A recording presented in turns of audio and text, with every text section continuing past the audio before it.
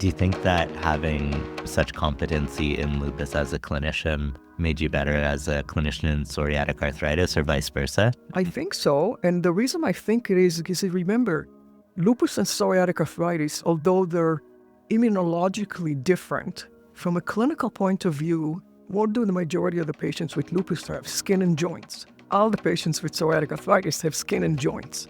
You already have that kind of approach. Now, the features are different. The skin lesions are different. The joint disease is different. But from a clinical point of view, they have tender and swollen joints. From the skin, they have a rash. That's Dr. Dafna Gladman.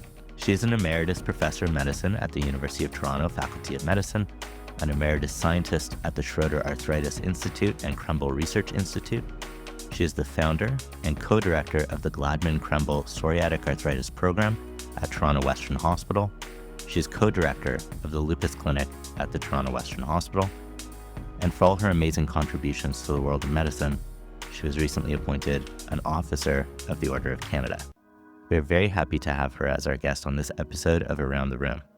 We're recording this at the CRA's 2025 Annual Scientific Meeting in Calgary, where Dr. Gladman delivered the Dunlop Dottridge Lecture. Welcome to everyone. I'm Daniel Ennis, and a warm welcome to my co-host, Dr. Jenna Pope. How are you? I'm great, and I'm a little bit starstruck to be here today with Dr. Gladman. I'm double starstruck to be here with both of you. And so, Dr. Dafna Gladman, welcome to Around the Room. How are you? I'm very well, thank you. It is sincerely a real privilege to have you here. And I really did enjoy your lecture at the ASM this year. That was really interesting to see the landscape of psoriatic arthritis and where things started and how things have changed over the last over 100 years from beginning to where we are now. Towards the end of your talk, you started to tell us about where things are headed in PSA, and I wanted to maybe spend a moment talking about that. What do you see coming in the next maybe 5-10 years in the field? What does that actually look like for scientists or for patients? So the first thing I see is that the whole area of biomarkers for both disease identification, in other words, identifying patients with psoriasis that are likely to develop psoriatic arthritis, and for treatment response and or toxicity. There are a number of areas in the world where there are labs working in this area. And notably, our own center, Vinod Chandran, is actually leading a project that is called Diagnostic Test for Psoriatic Arthritis. It was funded by the National Psoriasis Foundations in the U.S.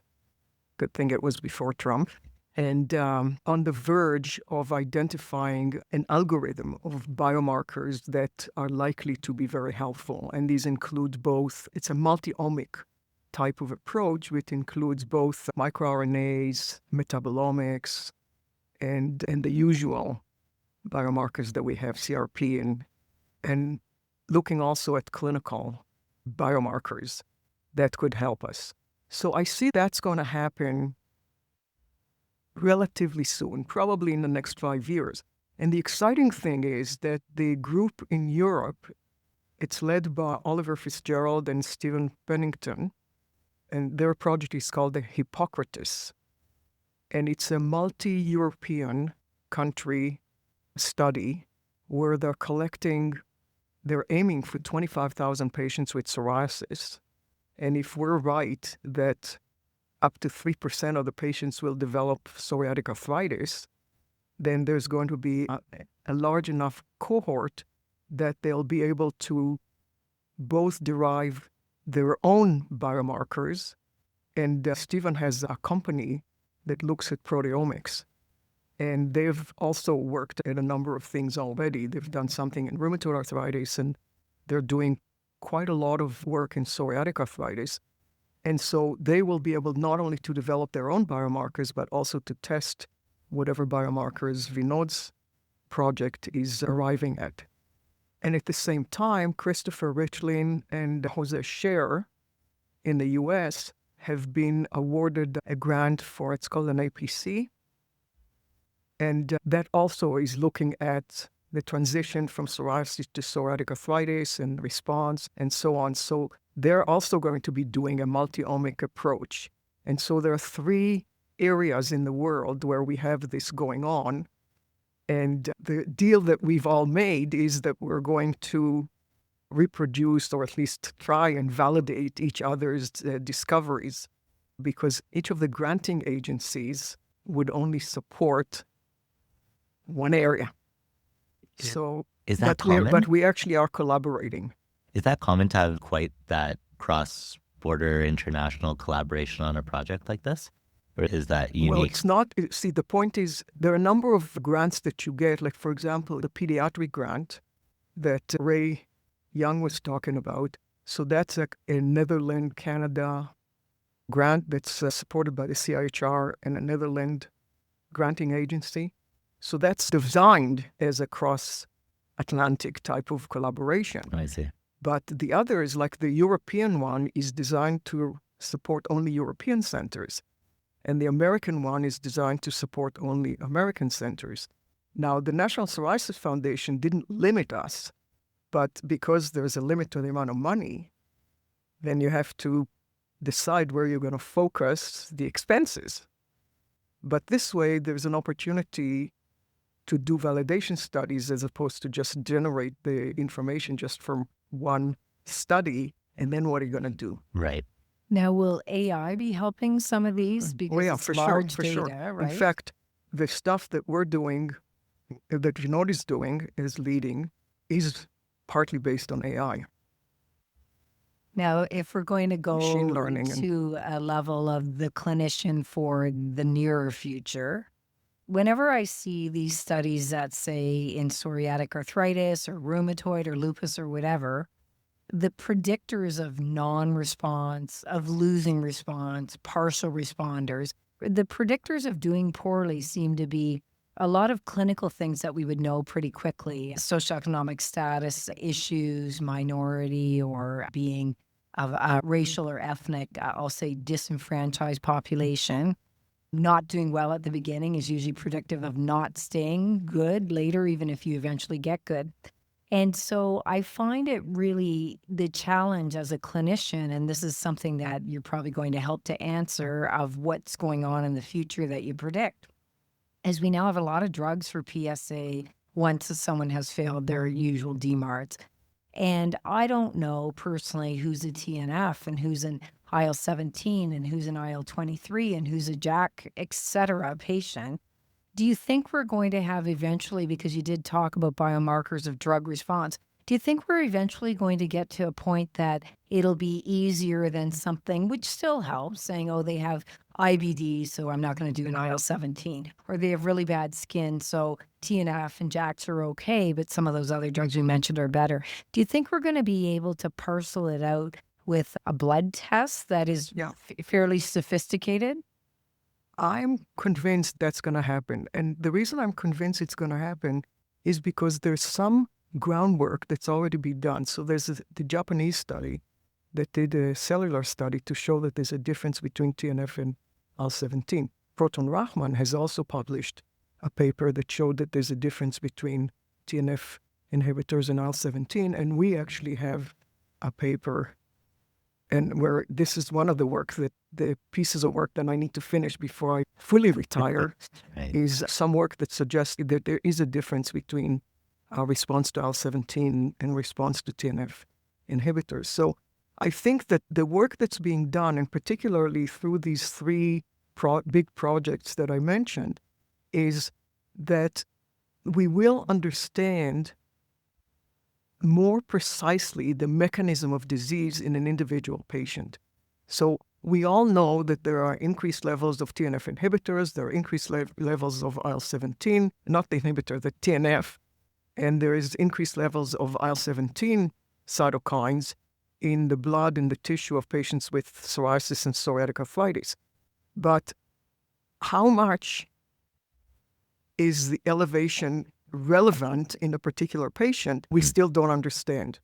And I think that those microRNA studies and the metabolomic studies and some of the other omic studies will help us understand in an individual patient. And in cancer, that's what It's they're all doing. about biomarkers. It's all now. about the treatment biomarkers. is biomarker dependent in a lot of cancers. Yeah, It's really changed. yeah. And so if it works for cancer, why wouldn't it work for arthritis? And I'm sure it's not just psoriatic arthritis, but it's the same. It'll be the same in rheumatoid arthritis and in lupus. May not be exactly the same biomarkers, but some of the biomarkers are going to be similar. Yeah.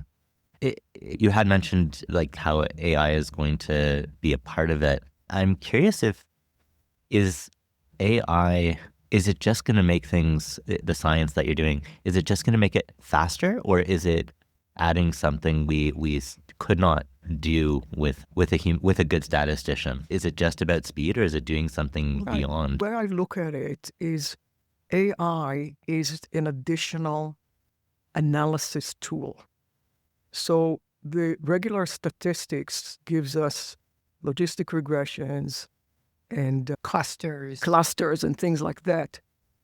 But the clusters are sometimes not easy for us to see, and with regular statistics may not be as refined. Whereas the machine learning may see things that the regular statistical analysis may not appreciate. So it's just another step. I see it as a tool, not as a director. Yeah, I see. And a powerful tool. Yeah, it's a powerful Yes. tool. I mean, you have to have a powerful computer to be able to use it. Even in the lecture that I gave, I showed an example of identifying patients with psoriasis that go on to develop psoriatic arthritis. And we used AI to identify those markers, because the regular stuff is just not as it's not as detailed. And I think that's the beauty. Sometimes could lead us astray, but the information of the neural networks, they're putting pieces together and making different puzzles than we would have suggested. And where something overlaps, they might spit out something that the statistician, logistic regression, wouldn't, because it's so strongly correlated with something else. And they go, no, the big difference, I don't know what they go in the AI machine, but the big difference is actually not that, it's something else, because this is more precise and the other is blunt. But that's why the computer alone can't be relied on to do the analysis. You have to have the human, and the human has to be a combination of two, actually. You need your clinician who understands the clinical relevance of something, and you need the biostatistician who understands the interactions and what might be more important from a statistical, analytical point of view. So those two things really need to be together. You can't have one without the other. And bringing a bit of a clinical slant to this kind of same situation, I'm curious if we are able to get to a point of predicting with some precision which psoriasis patients are going to go on to psoriatic arthritis. I'm very curious how that conversation would go with a patient. So like you as a clinician, you've treated many patients over time. You've certainly told people who maybe they were feeling well, but they have lupus nephritis brewing, and trying to convince someone that they have to go on potent medications or medications that may very well have side effects, or even just the risk of side effect itself. How do you bring a patient to your level of science? Like, how do you meet them where you are, where you say, I know with an 85% certainty you're going to go on to inflammatory arthritis. The longer you wait, the harder it will be to treat. And we have good evidence that we can treat you in advance before you even have arthritis and put you on an arthritis medication. I'm curious how we're going to bridge that with patients. That is the way you would approach. You tell them that the information we have so far tell us that you're at a very high risk to develop inflammatory arthritis. I always would tell them what that means. But it doesn't just mean they're going to have pain in the joints and swelling, but you may have damage in the joints and you may have functional consequences. And so you might want to avoid that. Interestingly, at the moment, there's a study going on in the States that they're treating patients with psoriasis. Every patient is undergoing an ultrasound, not just the clinical assessment, but also an ultrasound. And if there's any suggestion they're treating them with, they're using guselkumab for that. So that's an IL-23 inhibitor. And it's going to take some time before we see the results of this study. But obviously, it's a randomized control trial. So half the patients are getting drug, the other half are not getting drug, and they're following them prospectively to see who is going to end up with psoriatic arthritis. And these are these are asymptomatic from an MSK perspective. Asymptomatic from a joint point of view, they're asymptomatic patients, but they also have psoriasis. Interesting. So it's different because they already have psoriasis and they're being offered a treatment for their psoriasis.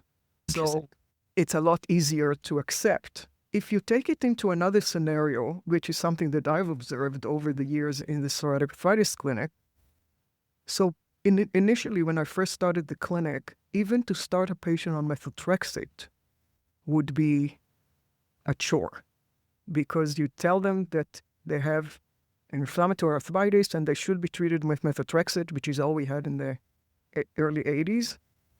And they would say, oh, no, this is chemotherapy. I'm not that bad. So at the beginning of my career, I would agree with them, or I wouldn't necessarily agree with them, but I would agree not to put them on the drug and wait to see what happens.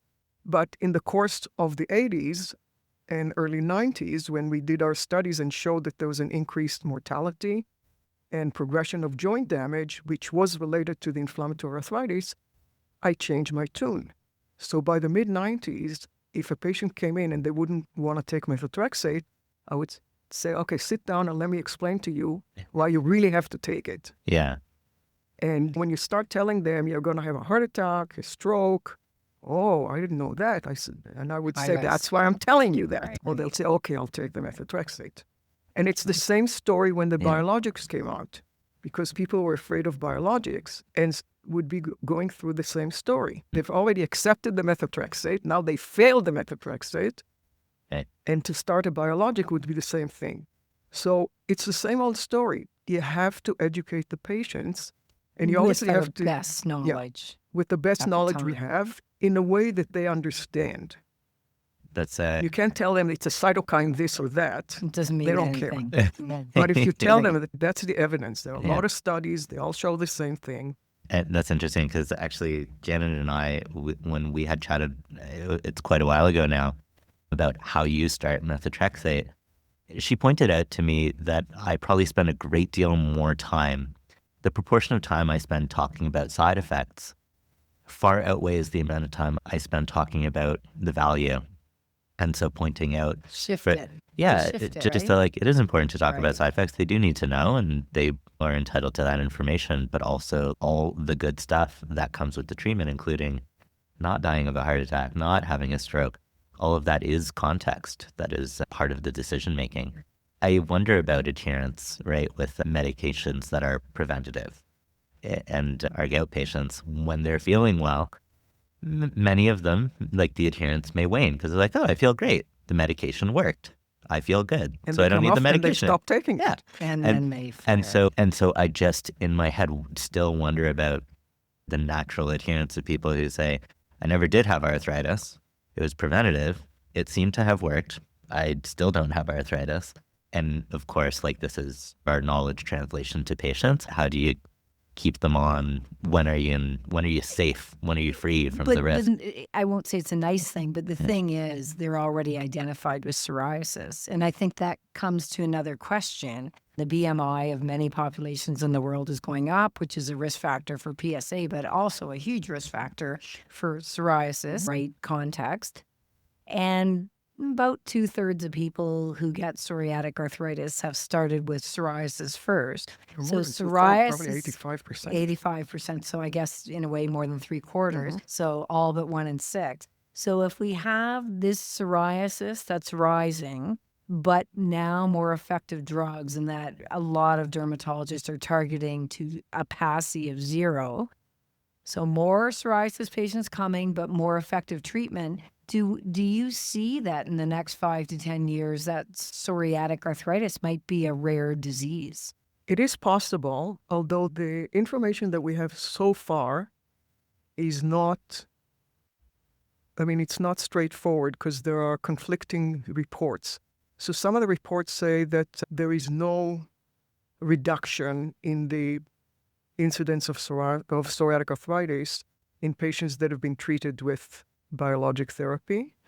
And there are a couple of studies that suggest that there may be a lower frequency of developing psoriatic arthritis in a population that has been treated appropriately with biologics.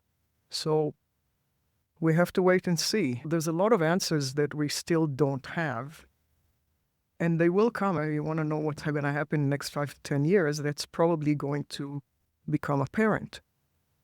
And the prevention of psoriatic arthritis might be slightly different in the psoriasis drugs than the ones that we use once they're established. As a, for instance, I know you know the data far better than I do, but that perhaps IL-23 at entheses insertions might be playing a role, whereas we find IL-23 wonderful in general on skin and kind of okay on joints. There's the IL-17 story. And TNF isn't really in that story so much at early pathological sites. So it's interesting because derms have totally shifted how they treat PSO, unless if we're co-managing and they say, what do you want? What do they want? What does the patient want? And that is some kind of consensus. So do you see that maybe there will be, like we talked about cancer algorithm, that there might be an algorithm if your PSO is bad enough to this degree, here would be a first-line therapy when we get more data? Yeah, I think that's part of the biomarker story. It's exciting. Because the same thing is being done in psoriasis. That's really fascinating. You have a really interesting career, and we had you on before to talk about lupus, but you've now been a world expert in 2 areas, which is, as Dr. Pope had mentioned, that's not a thing anymore. And it sounds like in the 1800s when people would be just polymaths and they were just like the general smart person that knows sort of everything that was to know. Being an expert in 2 areas is the modern version of that. How did you maintain those kind of 2 things at once? That's a lot of balls to juggle. That's a good question. Looking back, I have no idea. You know, it's not like I chose to be in 2 areas right from the beginning of my career. At the beginning of my career, I was a lupus person. And, you know, I did a lupus fellowship and I was aiming to be a lupus expert. And then I ended up at Women's College. And when I ended up at Women's College, actually even before I started my position at Women's College, Ricky Schachter had actually asked me to consult on patients in the Psoriasis Education and Research Center. And so in the space of a few months, I saw 40 patients with psoriatic arthritis. And they certainly were very different from what I saw in my training. I didn't see that many patients with psoriatic arthritis in my training, but certainly what I learned about psoriatic arthritis, it was considered, as I mentioned in the lecture yesterday, that it was a mild disease. You get a little aspirin, you know, and people got better. But that was not what I was seeing in that clinic. At the time, I was thinking my teachers didn't know much about psoriatic arthritis. And if I told them that they were wrong, they wouldn't listen. So the only way I could teach them is if I did a study. To learn. Is if I did an entire career. Right, I wasn't planning to do a career. I was just planning to do a study where I would collect patients and describe them, and then they would see that it was different. But what happened was I started the clinic, and I started working at Women's College. And the first summer I was there, a man was admitted to the hospital for psoriasis, and he had dactylitis of a toe. And he was in the hospital for 3 weeks because that's what they were doing, their Guckerman's thing. Took 3 weeks. And so from the time he got admitted until he was discharged, the toe fused. Oh, wow. my. So I said to myself, what good would it do if I just saw the patients once and did this study? I need to follow these people over time. Your observation led to that. It Yeah. was true. So I redevised the protocol to be not just a single visit, but to have 5 visits on a page. And the rest, as they say, is history, because what we learned was that original observation was very right. And now I had to find out why it happened. and who is more likely to get it. So all the prognostic studies and all my translational studies all started from that kind of observation. So the curiosity with it, and you changed the protocol to the 5 visits on one page because you were also assessing them from a research idea of, let me figure out who will go into what trajectory, even if the protocol wasn't saying that then. So I think also fusing from the very beginning an observation, the curiosity, but also the research arm entirely of both those clinics, the lupus clinic and the psoriatic. And that was building large N for success and trends over time. So one thing that was very helpful to me is because I worked at the lupus clinic that was already doing an observational cohort, I knew how to set this up. And I learned what I didn't like in the lupus protocol, and I changed it to the psoriatic protocol, which really follows more like a clinic visit. You do your history, you do your physical, you get your labs, you get your x-rays. So the protocol was structured like that. Whereas the lupus protocol was initially structured by systems. So you had your heart, you had your symptoms and your examination and some lab all in one section. It's okay when you do it on paper because it can go back and forth. But when you try to computerize, it's impossible in a computer to go back and forth. You have to do it in a sequential. But the fact that I had the experience from the lupus clinic allowed me to develop the proper tool for the psoriatic arthritis clinic. Do you think that having such competency in lupus as a clinician made you better as a clinician in psoriatic arthritis or vice versa? I think so. And the reason I think it is because remember, lupus and psoriatic arthritis, although they're immunologically different, from a clinical point of view, what do the majority of the patients with lupus have? Skin and joints. All the patients with psoriatic arthritis have skin and joints. Right. And so you already have that kind of approach. Now, the features are different. The skin lesions are different. The joint disease is different. But from a clinical point of view, they have tender and swollen joints, maybe different joints, tender and swollen joints. From the skin, they have a rash. Yeah. You have to figure out what the rash is, but that's what you have a dermatologist for. And the severity. Yeah, and then you assess the severity. And then from a translational point of view, like I was interested in genetics when I was still in training. I did HLA studies, both in lupus and psoriatic arthritis. And then several other studies that we did, both in lupus and psoriatic arthritis. And many of the people that actually trained with me, especially from overseas, have done both diseases. Ian Bruce, now he's more recently concentrated more on lupus, but he started out looking after lupus and psoriatic arthritis. Leishan Tam from Hong Kong, still doing both. So you still think that's possible to have kind of research? I'm sitting beside Janet Pope, who researches everything too. But it is possible. Yeah. Is it advisable? Yeah. That's another story, because the truth of the matter is, if you concentrate in one area, you probably can be better. I don't know if you can say more productive, because I've been so productive. Very. Yeah. But I think you can be more focused maybe. or in-depth, do Yes. more in-depth investigation if you concentrate in one area. And remember, for me, it wasn't just me. In the lupus program, I was working with Mary Urowitz. In the psoriatic program, although for the first 25 years I was working alone, but 20 years ago, Vinod Chandran joined me. And so he's done more focused research in areas that are complementary to what I've done. So it just increases the capacity. So I think you can do more if you have a team, if you work as a team. And in our team, we've also had the dermatology. And certainly a very important component of the team was our biostatistical team. So I was very fortunate to be approached in the 80s by Vern Farwell, who had just come back from Washington, where he trained at the Anderson Hospital. And he did a lot of work on HLA in cancer.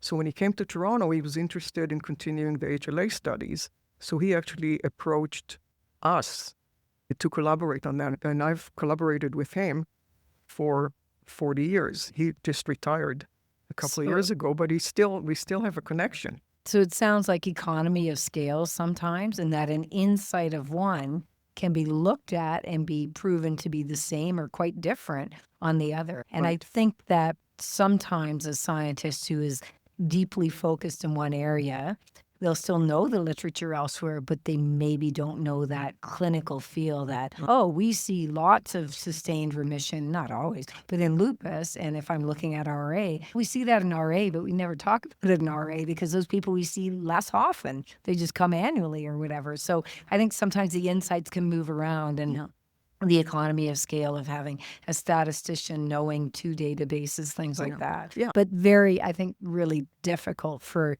a new investigator. And you had the opportunity to start on 2 areas. Sometimes someone will have one focus and move over. And now we're trying to have SARDs in a bucket because there is common pathogenesis and etiology to some degree until it branches off in amongst the tree of life, the tree of disease. It also strikes me that being a good collaborator seems to be a certain source of your success. That's crucial. There's no way that one can do research alone.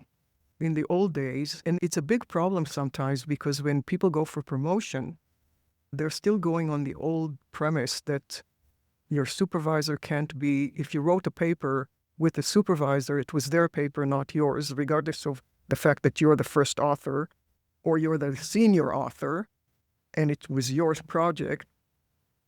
This is absolutely ludicrous because you work as teams. When you look at GWAS, for example, you know how many names are? As many as genes.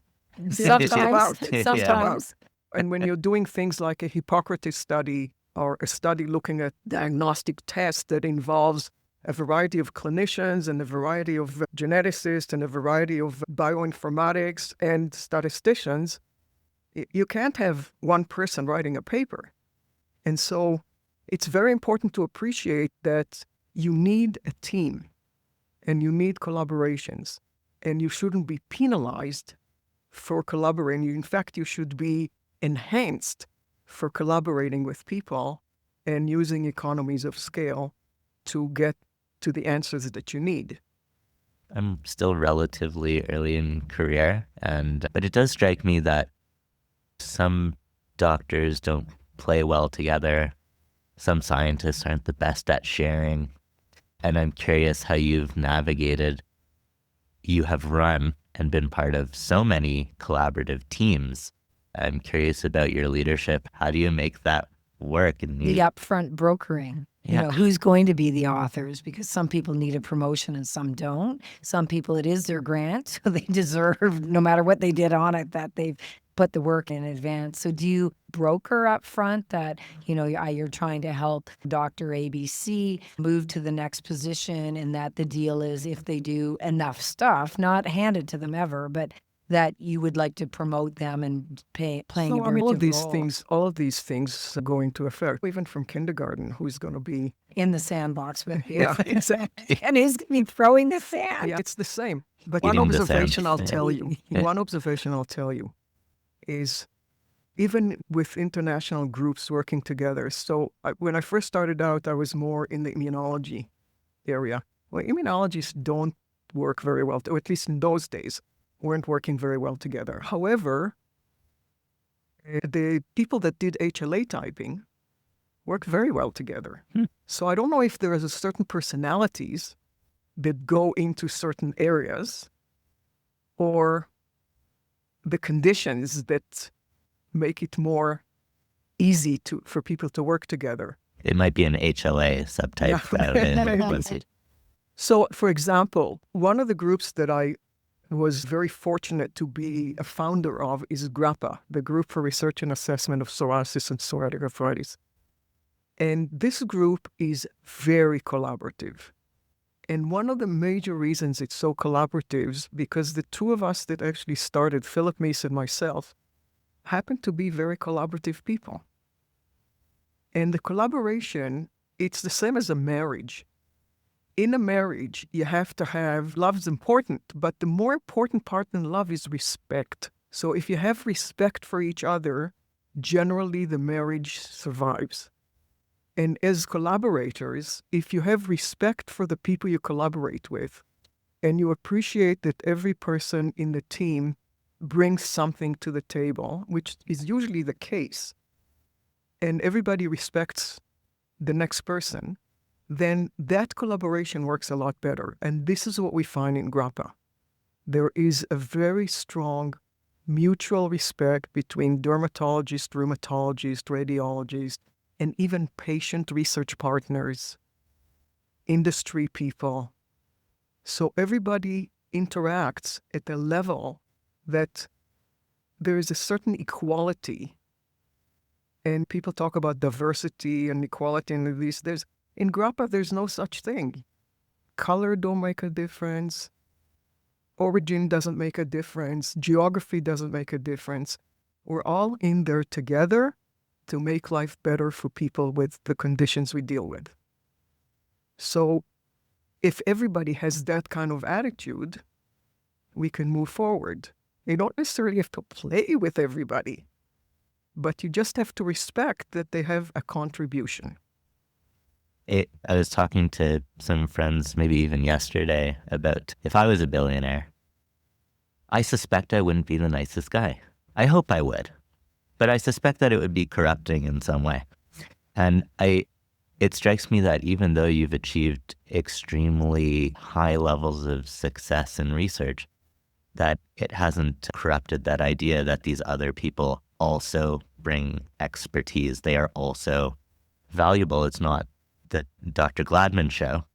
It's the Grappa guideline team. And I'm not sure that given that degree of power that I'd manage it quite so well. So that's my Jewish upbringing. So in Judaism, one of the things we learn is that you learn from everybody. In fact, the saying is that you learn from your students. And that makes you humble because you know that everybody around you has something to contribute and you shouldn't ignore them. And for me, that's been a guide. And I've learned from my kids. I've learned from my grandkids. And your trainees. I've learned from my trainees for sure. But I'm saying my kids, even when they were little. And my grandkids, my youngest grandchild is 14. Maybe she's 15 already. She probably doesn't listen to this She's podcast. 15 already. Yeah, Right. I think you're safe. Depends when it comes out. Yeah. This month she's 15. Anyways, you learn from everybody. And as long as you recognize that you don't know everything, you can't know everything, then you might as well learn. And I think this comes to such a rich career, being humble about it, being proud of yourself and what you deserve. But now all of us being so proud with the Order of Canada. That is Thank you. unbelievable. What a huge success. It really is. Thank you. I think maybe that's a great place to leave the discussion. Maybe I'll give the last word to you if there were any last words of wisdom or clinical pearls that you have for us. Just enjoy everything you do. I must admit, I've enjoyed my clinical career, my academic career, and my family career equally. And I'm still happy to continue to do what I'm doing. It's wonderful. It is. Thank you. I really appreciate you taking the time to chat with us and share all that with us. That was great. Was wonderful. Thank you. That's it for this episode of Around the Room. For questions, comments, and future episode ideas, email us at info@room.ca or tag the CRA social media accounts. Around the Room is produced by David McGuffin, Dr. Dax Rumsey, and Aaron Stewart. We'd like to give a special thanks to the Communications Committee and the staff of the CRA for their hard work, and of course to Dr. Janet Pope. Our theme music was composed by Aaron Fontwell. If you enjoyed your time with us, please give us a rating and subscribe so you don't miss future episodes. You can also share this podcast with your colleagues and spread the word on social media. I'm Daniel Ennis. Thanks so much for listening.